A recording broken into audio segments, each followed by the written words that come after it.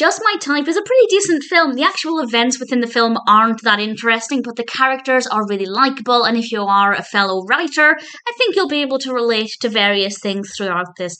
This was released in 2020. It's directed by Paul Ziller and written by Stephen Sessions, and it stars Bethany Joy Lenz as Vanessa and Brett Dalton as Martin Clayborne. Martin just so happens to be Vanessa's favourite novelist, and Vanessa is a writer, so she decides to kind of force herself into Martin's life after a chance encounter to try and get an interview with him. And kind of reluctantly, he does agree to talk to her, and as they spend more time together, the relationship between them begins to develop. And I won't say any more than that. There's not a tremendous amount to say beyond that, to be honest. As I said, the actual specifics of the narrative are not that fascinating, but I really enjoyed watching the characters' journeys. I think Martin is certainly a very likable character.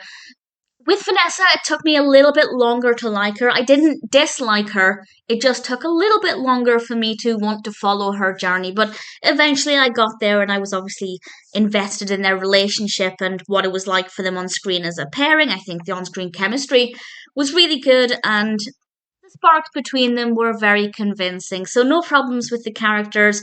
The narrative's absolutely fine. It's not the most thrilling, but it works well enough, and if you're a writer or a creator of any kind, I think you'll find bits of it inspirational, bits of it very relatable, and ultimately, it's not a bad film. There's not too much else to say about it. It's a very straightforward film that works very well from start to finish with characters that are generally very likable and an on-screen chemistry that I believed in. So it is one that I recommend.